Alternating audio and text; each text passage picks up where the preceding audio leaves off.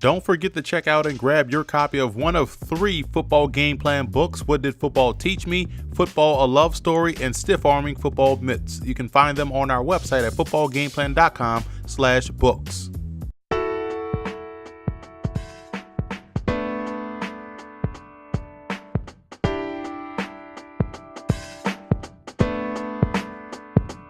Welcome to footballgameplan.com, where football makes sense. I'm Emery Hunt, the czar of the playbook, and the old saying goes, a journey of 1,000 miles begins with one step.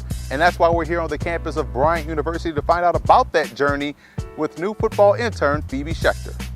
Well, your football journey has been a long one, both figuratively and literally. You've played football and coached football overseas, and you still were a neophyte in the game.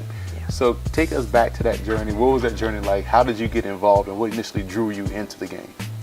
So originally I moved to England 5 years ago now, and I was looking for a way to meet people, which is how I actually got into American football in the first place. I'd seen an ad on Facebook and went to trials to play and haven't looked back since. It was something that I just instantly fell in love with, the contact aspect of it, but also the team and family element that comes into it. It just was the perfect route for me, and it was a really good escape at the time because I didn't know anybody, and for me, I knew I wouldn't be able to play forever, and I thought the next steps would then be coaching, so starting with youth, starting with flag, and it's just been like a roller coaster ride since. Well, what's interesting about that, because you chose linebacker, that's unique. It takes a special person to play in the middle of a defense and play at the second level, and you kind of see everything. And I think that's one of those positions like quarterback, free safety, where you see, you learn the game from a different perspective. I was a running back, and I only knew from my end on to maybe the offensive line, but you guys see everything. What made that position special to you, and how did that help expedite your learning process about the game? Well, for me, I mean, we started at 5-a-side, which was crazy. You don't even have anything to read at that point. But I think I really enjoyed the element of kind of controlling the defense, obviously the full-on hitting and tackling that goes on with it. But it was just the way that I knew I trusted my D-line to do their job, which allowed my corners to set the edge and I could come in and fill for the tackle. Mm-hmm. But it does really give you a different aspect of it. Like you said, if you're playing running back, you're a bit more limited in your sights, whereas this allowed me to start reading the game and react, and that's what everyone wants, to be able to play fast and play hard, and the sport gave me that, which I tell a lot of people now, you know, everyone's got different forms of meditation, and for me, the idea of meditation is being able to just not think about anything else and kind of zone out, and that's what playing linebacker does for me. Having been on both sides of the game as a coach, both here in the NFL and overseas, what growth have you seen in your game, both personally and professionally? I mean, the amount that I've learned from all the coaches I've been privileged to kind of be around and learn from. I think the thing that makes me a better coach is being able to explain to someone, whether it be visually or on the field or having them write it down. You know, all these different ways to learn have been huge to help me. Something I love that Coach Perry does here is he has the players draw out all your plays. So no matter if you think what, you know, an over front looks like for a defense, in your head you think it's one way, but when you write it on paper it may not translate that way, and it really gives you a deeper understanding of what you're looking for.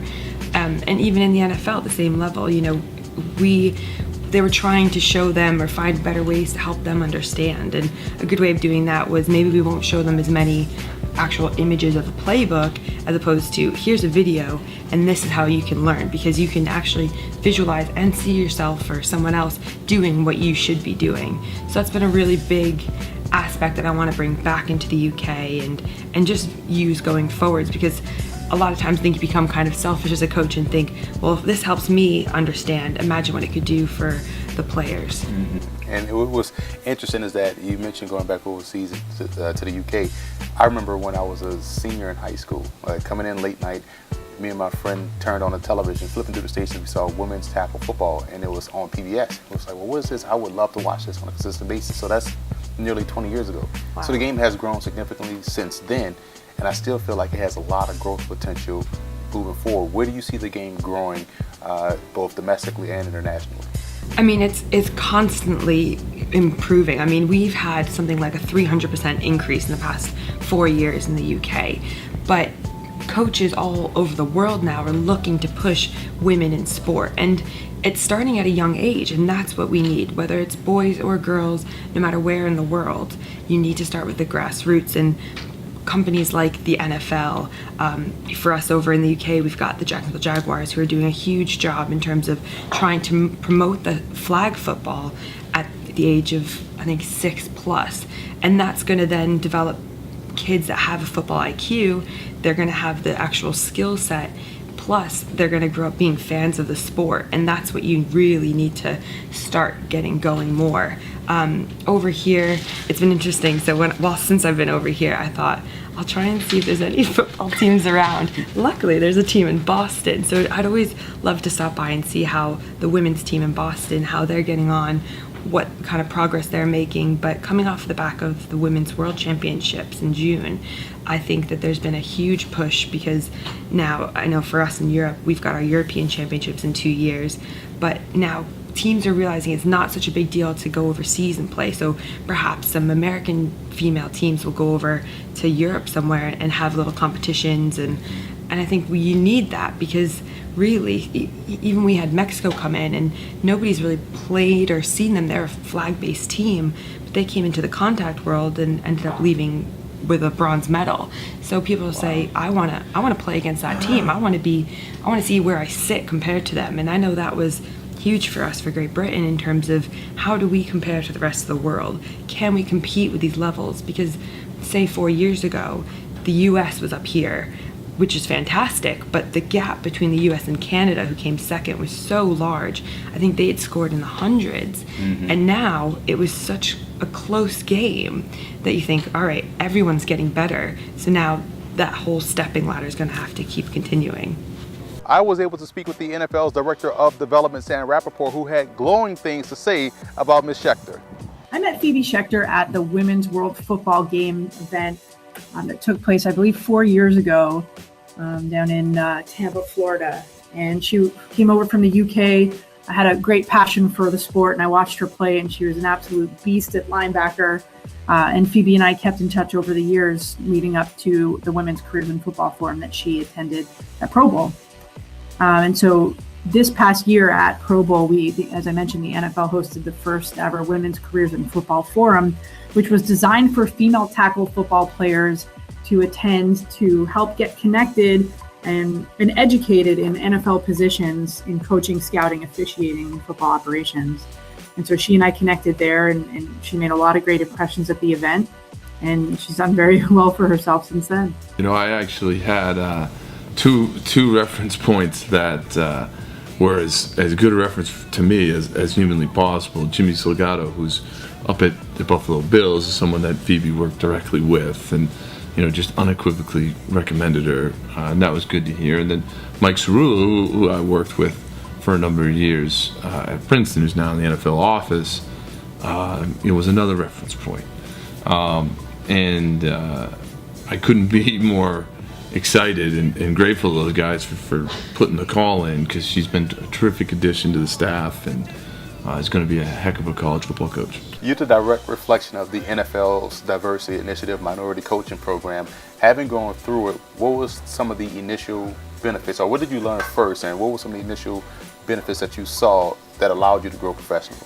Well, being a part of the NFL's program, the diversity program, and just specifically being a part of the Bills program is probably the most amazing opportunity I could have ever experienced or wished for.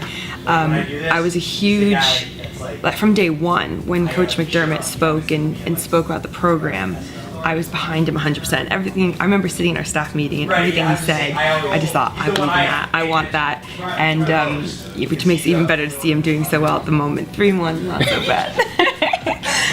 In terms of immediately, I think it gave me the respect of other coaches to allow me further opportunities. I mean, perfect example is where I am now, being lucky enough to be at Bryant University with Coach Perry and his staff.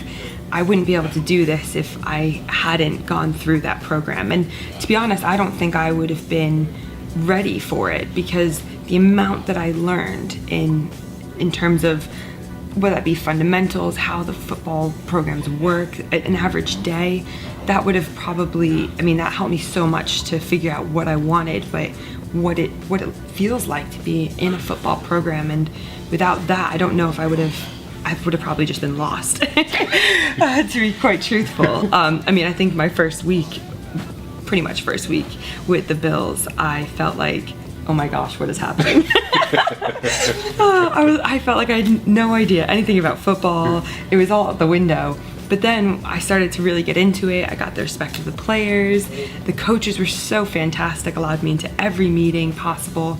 And that makes me feel more confident now, because that's probably the biggest issue, or maybe setback that women kind of give themselves, or any minority for that thing. So I feel like even though you think you know, because you're not at that level, or you haven't had the same experience as most men have from an early age about either being within the culture of football, playing, being even in the locker room, that's its own culture that women will obviously never really be a part of, but you don't get that experience. And it's, how do you recreate 20 plus years of experience from somebody? And then what I've been doing has been, I've been coaching for 2-3 years, and I'm trying to condense all of that.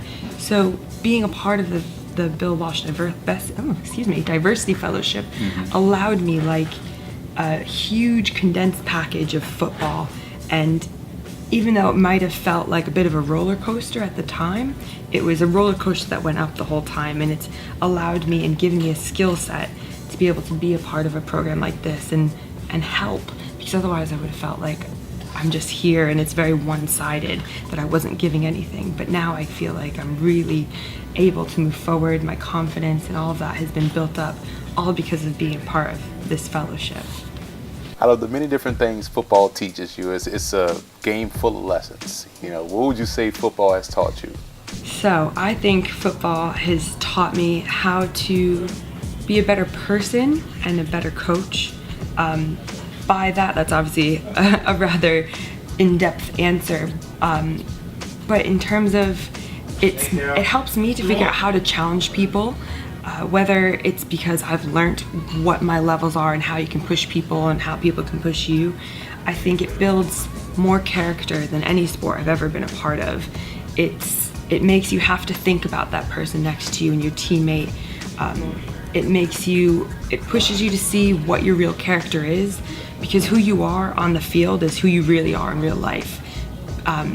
One thing that I always got off of Coach Gilbert from the Bills is, he goes, are you living to, I'm not going to forget it now. That's typical. You do what you are, or you are what you do. And to me, it's an intrinsic and an extrinsic kind of view. If you are what you do, then are you just trying to be what other people think what they think you should be like? Right. Or if you the other way around, is it that you actually really feel this way? Like, would you open the door for somebody if nobody was looking?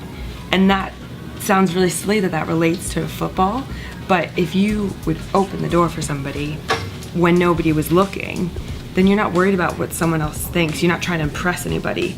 But if it's the other way around, then you're just doing it because, oh, it looks good, everyone else is looking, so right. I better do that. And when you're on the field, if you help your teammate up, if you do something to sacrifice yourself for the greater good of the team, then that's what I think football teaches you, because we're all cogs in a machine. You're 1/11th, essentially. Right. And you can't be selfish for a second.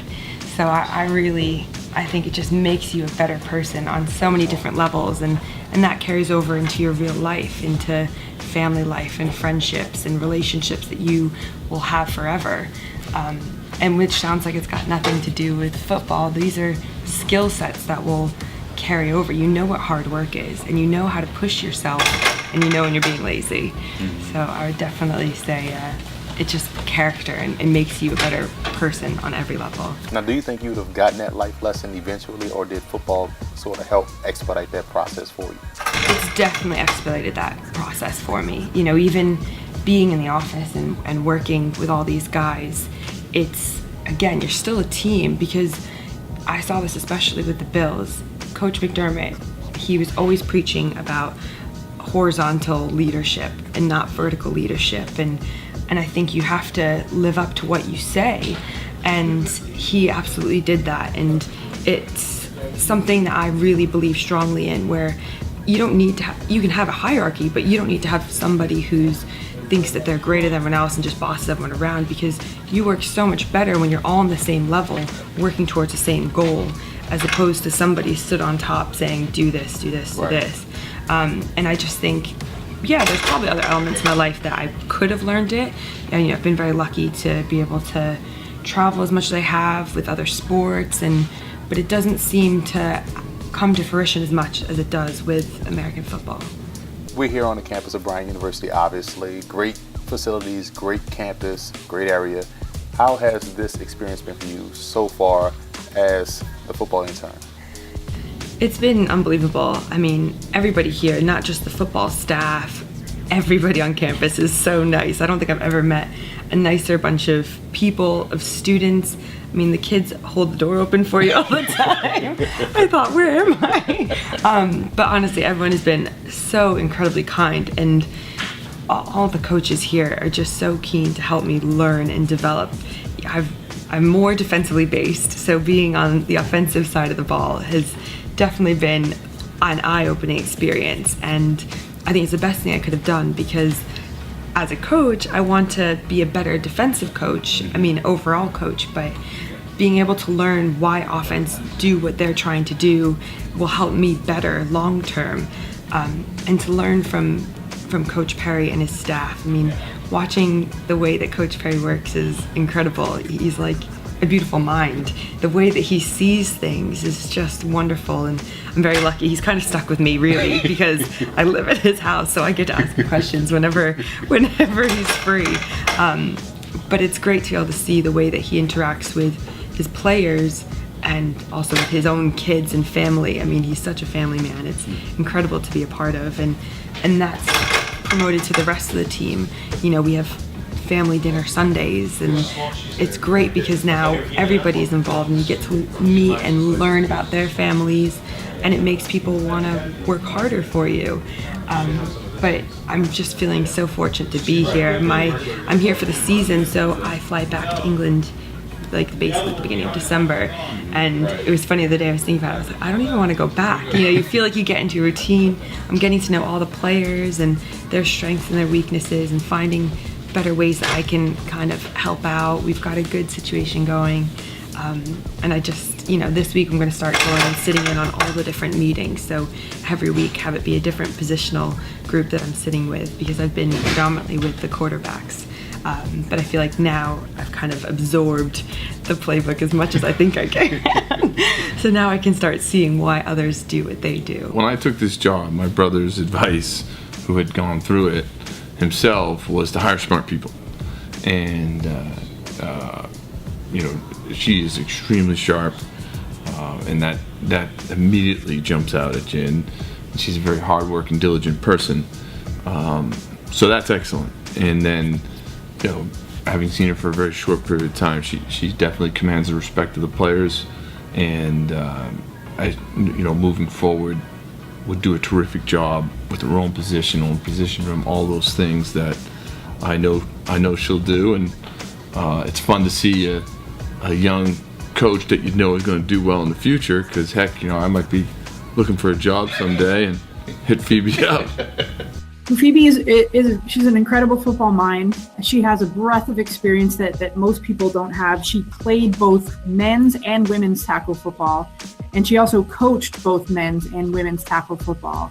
She played on the defensive side of the ball, but after the women's careers in football forum, Phoebe got an internship position with the Buffalo Bills, where she was working with their defense as well, and learning, how NFL teams are coached. And then from that opportunity is now working with Bryant University at every position, but I think she's focusing on offense, and they're truly getting someone that has an incredible passion for the game, wants to coach for the right reasons, and wants to be a coach long-term in football, and just an incredible candidate. They're lucky to have her. But I just feel so fortunate that this opportunity even came to light, and that I get to be here and learn from just an incredible bunch of coaches. So that's it from the campus of Bryant University. I'm Emory Hunt, the czar of the playbook. For more of our FBGPU segments, Football Game Plan University segments, visit our website at footballgameplan.com/FBGPU.